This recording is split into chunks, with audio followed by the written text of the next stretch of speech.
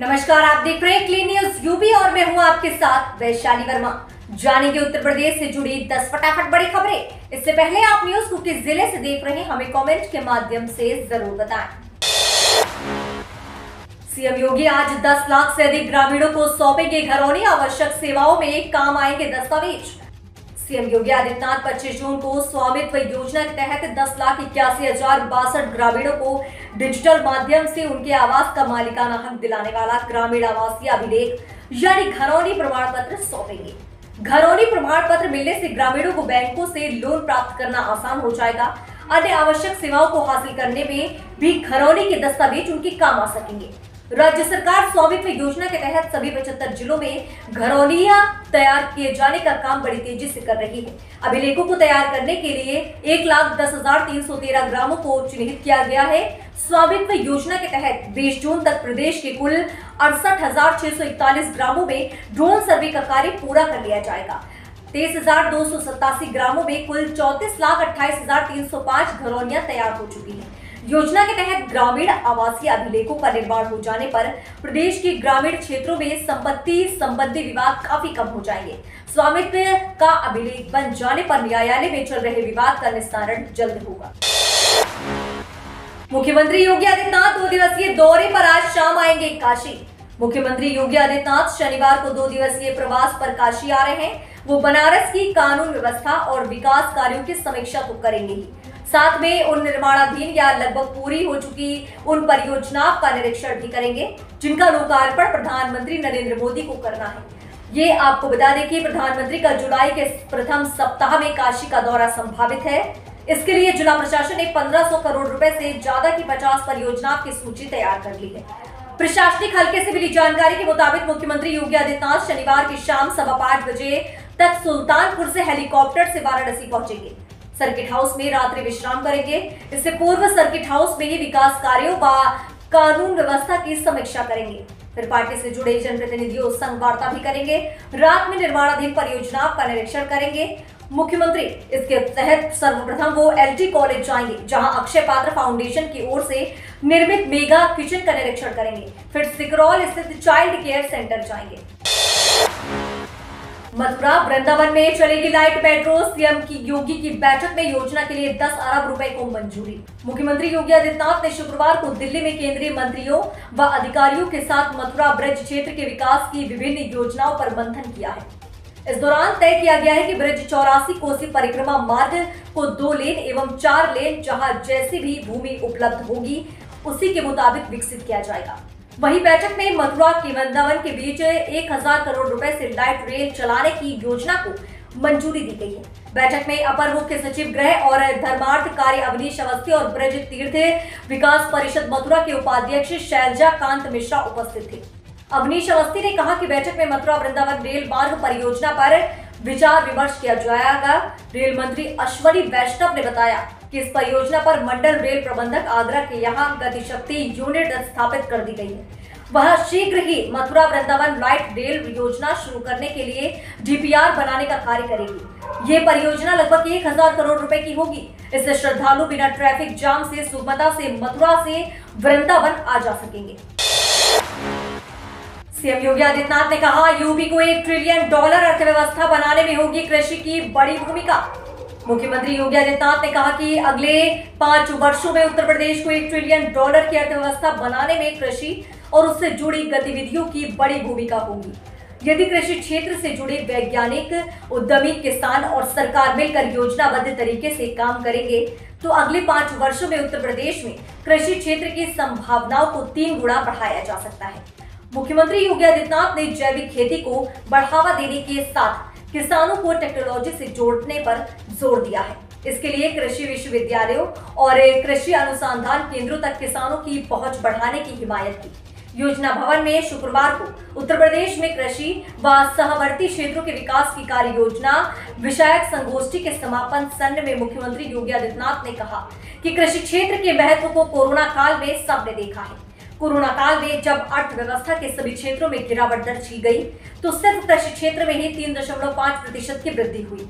उन्होंने कहा कि कृषि सर्वाधिक रोजगार उपलब्ध कराने वाला क्षेत्र है। अत्याधुनिक केंद्रीयकृत रसोई घर तैयार, योगी आज करेंगे निरीक्षण। परिषदीय विद्यालयों के बच्चों के मध्याह्न भोजन के लिए अर्दली बाजार के एलटी कॉलेज परिसर में 24 करोड़ रुपए की लागत से केंद्रीयकृत रसोई घर बनकर तैयार हो गया है। इसका उद्घाटन प्रधानमंत्री नरेंद्र मोदी करेंगे। वहीं बनारस दौरे के दौरान 25 जून को मुख्यमंत्री योगी आदित्यनाथ रसोई घर का भी निरीक्षण करेंगे। जिले में 1143 परिषदीय विद्यालय हैं। अक्षय पात्र फाउंडेशन ने केंद्रीयकृत रसोई की शुरुआत जुलाई से करने का लक्ष्य रखा है। फिलहाल 25,000 बच्चों को इससे भोजन मिलेगा। 6 माह बाद रसोई घर की क्षमता बढ़ाकर 1 लाख करने का लक्ष्य रखा गया है। इसके 1 साल बाद रसोई घर की क्षमता 2 लाख बच्चों का भोजन बनाने का किया जाएगा, ताकि जनपद के परिषदीय विद्यालयों में सभी पंजीकृत बच्चों को मध्याह्न भोजन पहुंचाया जा सके। केंद्रीयकृत रसोई की शुरुआत होने से परिषदीय विद्यालयों के शिक्षकों को मध्याह्न भोजन बनवाने से मुक्ति मिल जाएगी। वहीं बच्चों को अब मशीनीकृत आधुनिक रसोई से शुद्ध व पौष्टिक गर्मा-गर्म मध्याह्न भोजन मिलेगा। यूपी में कोरोना की रफ्तार ने बढ़ाई टेंशन, 24 दिन में 5 गुना हो गए केस। कोरोना वायरस से संक्रमण के मामले तेजी से बढ़ रहे हैं। तेजी से पांव पसार रहे कोरोना ने आबादी के लिहाज से देश के सबसे बड़े सूबे उत्तर प्रदेश के शासन प्रशासन की चिंता बढ़ा दी है। प्रदेश में पिछले 24 घंटे के दौरान ही कोरोना वायरस से संक्रमण के कुल 627 नए मामले सामने आए हैं। इसके साथ ही प्रदेश में एक्टिव केस लोड अब तक 3,536 पहुंच गया है। उत्तर प्रदेश के स्वास्थ्य विभाग की ओर से जारी किए गए ताजा आंकड़ों के मुताबिक प्रदेश में नए मामलों के लिहाज से राजधानी लखनऊ शीर्ष पर रही। राजधानी लखनऊ में ही 627 में से 160 नए मामले सामने आए। लखनऊ के बाद राष्ट्रीय राजधानी दिल्ली से सटे गौतम बुद्ध नगर जिले का नंबर आता है। गौतम बुद्ध नगर जिले में कोरोना के 134 नए मामले सामने आए हैं। योगी सरकार के इस फैसले से बदलने लगी यूपी में प्राथमिक स्कूलों की सूरत। उत्तर प्रदेश में सरकारी स्कूलों की शिक्षा व्यवस्था सुधारने पर योगी सरकार खास ध्यान दे रही है। कम साक्षरता वाले गांवों में ज्यादा फोकस है। इसी के चलते ऑपरेशन कायाकल्प के तहत प्रदेश के सभी मंडलायुक्त, जिलाधिकारी और राजपत्रित अधिकारी को कम से कम एक परिषदीय स्कूल को गोद देने का आदेश जारी किया गया है।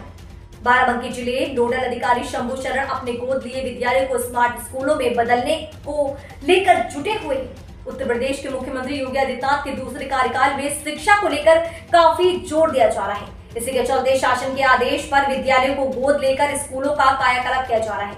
ऑपरेशन कायाकल्प के तहत प्रदेश के सभी मंडलायुक्त, जिलाधिकारी और राजपत्रित अधिकारी कम से कम एक परिषदीय स्कूल को गोद ले रहे हैं। आपको बता दें कि ये अधिकारी प्राथमिक विद्यालयों को गोद लेकर इसमें पठन पाठन के लिए आवश्यक मूलभूत सुविधाएं मुहैया कराएंगे। योगी सरकार का बड़ा फैसला, अब शादी के लिए नहीं बुक करना होगा मैरिज हॉल। आम आदमी की जरूरतों को देखते हुए यूपी सरकार ने बड़ा फैसला किया है। शादी विवाह में मैरिज हॉल बुक करने में अक्षम गरीबों को लिए ये फैसला काफी महत्वपूर्ण साबित होगा। कारण है कि योगी सरकार अब हर ग्राम सभा में एक बारात घर बनाने जा रही है। बारात घर बनाने में 30 लाख की लागत आएगी। वहीं जिन गांवों में अंत्येष्टि स्थल नहीं है, वहां इसका निर्माण भी कराया जाएगा। अधिकारियों का मानना है कि आदर्श आचार संहिता हटते ही इस पर काम शुरू हो जाएगा। आपको बता दें कि ग्रामीण क्षेत्रों में सार्वजनिक भूमि लगभग समाप्त हो गई है। ऐसे में विवाह के समय बारात रोकना एक बड़ी समस्या बन गई है। गांव के समृद्ध लोग मैरिज हॉल बुक कर लेते हैं, लेकिन गरीबों को भारी जहमत उठानी पड़ती है। लोग खेत, स्कूल आदि स्थानों पर बारात रोकते हैं। आम आदमी की इस जरूरत को देखते हुए सरकार ने ग्राम पंचायतों में अब बारात घर बनवाने का फैसला किया है। एक बारात घर पर 30 लाख रुपए खर्च होंगे। वहीं जिन गाँव में अब तक अंत्येष्टि स्थल नहीं बना है, वहां इसका निर्माण कराया जाएगा। यातायात पुलिस की नई व्यवस्था, अब चालान के बाद जुर्माने का करना होगा डिजिटल भुगतान। यूपी की यातायात पुलिस अब और हाईटेक हो रही है। यातायात पुलिस ने नई व्यवस्था के तहत अब वाहनों का जैसे ही चालान होगा तो उसके जुर्माने की राशि का तुरंत ही डिजिटल भुगतान करना होगा। इस नई सुविधा के लिए पोस्ट मशीन का प्रयोग किया जाएगा। डिजिटल भुगतान की नई व्यवस्था के लिए पूरे प्रदेश के सभी 75 जिलों की ट्रैफिक पुलिस को करीब 10,000 पोस्ट मशीनों से लैस किया जाएगा। ये व्यवस्था लागू करने के लिए प्रथम चरण के लिए 2,000 मशीनें आ गई हैं। इनमें से 50 लखनऊ ट्रैफिक पुलिस को मिली है, जिनका ट्रायल शुरू हो गया है। वर्तमान में चालान का जुर्माना एसपी ट्रैफिक, डीसीपी ट्रैफिक कार्यालय या अन्य निर्धारित स्थानों पर ही जमा करने की सुविधा है। ट्रैफिक पुलिस कर्मियों को पोस्ट मशीनों से डिजिटल पेमेंट कराने के प्रशिक्षण की जिम्मेदारी एसबीआई को दी गई है। चालान की रकम ऑनलाइन भी जमा की जा सकती है। आपको बता दें कि और अब मौके पर ही डिजिटल पेमेंट की व्यवस्था की गई है। एडीजी ट्रैफिक और सड़क सुरक्षा अशोक कुमार सिंह ने बताया कि वाहन का चालान होने पर चौराहों के ट्रैफिक पुलिस बूथ पर पोस्ट मशीन के जरिए डेबिट कार्ड अथवा क्यूआर कोड स्कैन करके भी चालान का डिजिटल पेमेंट कर सकेंगे। तापमान 4 से 6 डिग्री तक बढ़ा, मेरठ एनसीआर में गर्मी और उमस का दौर शुरू।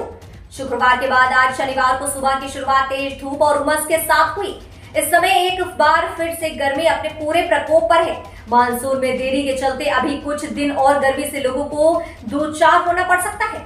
मौसम विभाग के अनुसार मेरठ और एनसीआर के जिलों में आगामी 28 जून 29 जून को मानसून प्रवेश करेगा, जिसके चलते इन दोनों दिनों में बारिश की संभावना व्यक्त की गई है। कृषि अनुसंधान संस्थान प्रणाली के प्रधान मौसम विज्ञानी डॉक्टर एन सुभाष के अनुसार इस समय मानसून की रफ्तार धीमी है, जिसके चलते उसके पश्चिमी उत्तर प्रदेश और एनसीआर में प्रवेश पर विलंब हो रहा है।